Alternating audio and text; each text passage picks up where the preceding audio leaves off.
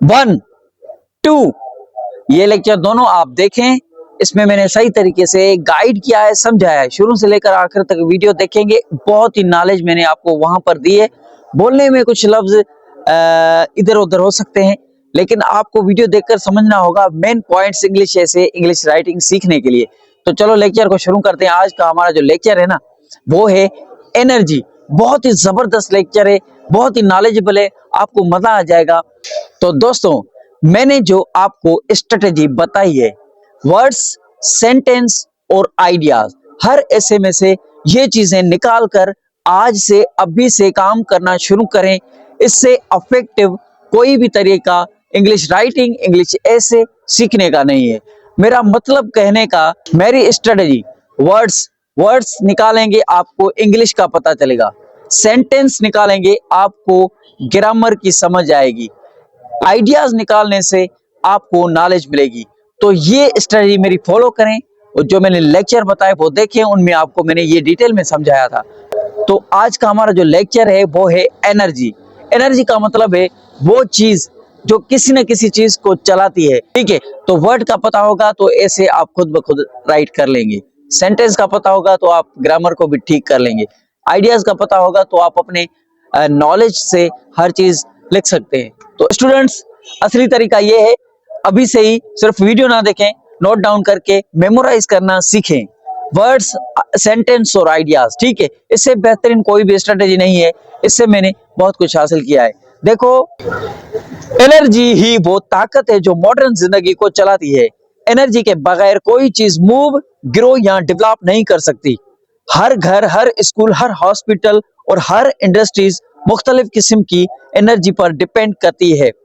आज के दौर में एनर्जी सिर्फ बेसिक नीड्स नहीं बल्कि नेशनल प्रोग्रेस की बुनियाद है, ठीक है।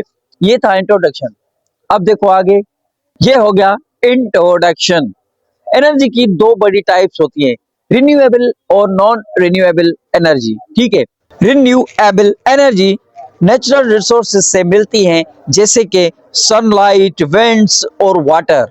ये सोर्सेज कभी खत्म नहीं होते, इसलिए ये एनवायरनमेंट को भी सेफ और क्लीन रखते हैं, ठीक है। Non renewable energy, oil, gas और कॉयल शामिल होते हैं इसमें, ठीक है। ये रिसोर्सेज मिलियंस ऑफ ईयर्स में बनते हैं, लेकिन हम इनका यूज बहुत तेजी से कर रहे हैं। ये लिखा हुआ है टाइप में।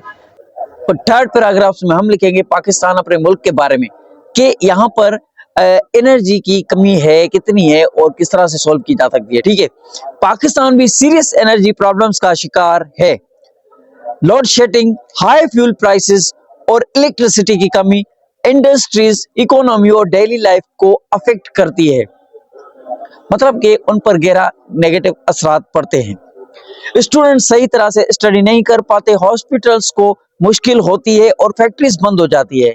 हमारी एनर्जी क्राइसिस की बड़ी वजह पुअर प्लानिंग, करप्शन और पुराने पावर प्लांट्स और इंपोर्टेड फ्यूल पर ज्यादा डिपेंड करना ही हमारी मेजर क्राइसिस है। इस मसले को सॉल्व करने के लिए पाकिस्तान को रिन्यूएबल एनर्जी पर फोकस करना होगा। हमारे मुल्क में हर जगह धूप मिलती है, सोलर पैनल्स नेशनल ग्रिड्स पर प्रेशर कम कर सकता है। सिंध और बलूचिस्तान के कोस्टल एरियाज में वाइंड एनर्जी हजारों मेगावाट्स बिजली बना सकती है। रिवर्स से हमें हाइड्रो पावर हमें क्लीन और चीप इलेक्ट्रिसिटी दे सकती है।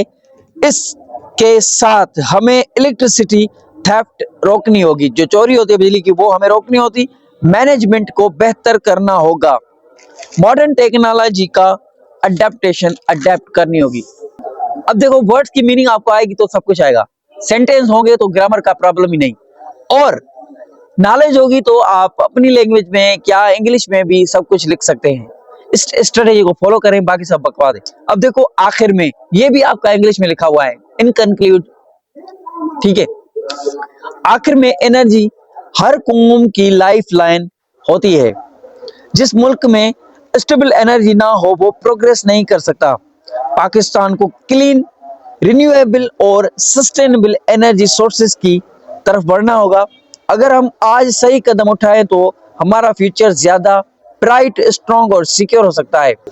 जो वर्ड आपको समझ में बिल्कुल ना आया, आपको डिक्शनरी में या कहीं पर आप सर्च करते हो, उसकी ठीक तरह से मीनिंग आपको समझ में नहीं आती, कमेंट में लिखे, कमेंट में मैं आपको हर चीज का रिप्लाई देता हूं।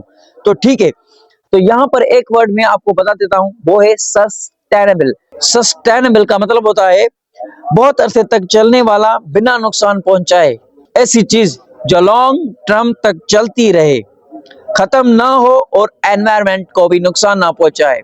सस्टेनेबल वो चीजें होती है जो कि देर तक चले बिना किसी नुकसान पहुंचाए, तो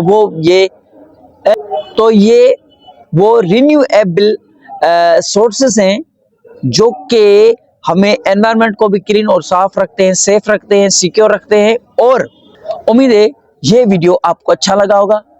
इंग्लिश सीखनी है तो मुझको फॉलो कर दो, ये सारे ऐसे मैं डेली दूंगा। लाइक, कमेंट और सब्सक्राइब आपका मुझे एनकरेज करेंगे, मोटिवेट करेंगे। तो लाइक, कमेंट और सब्सक्राइब करें।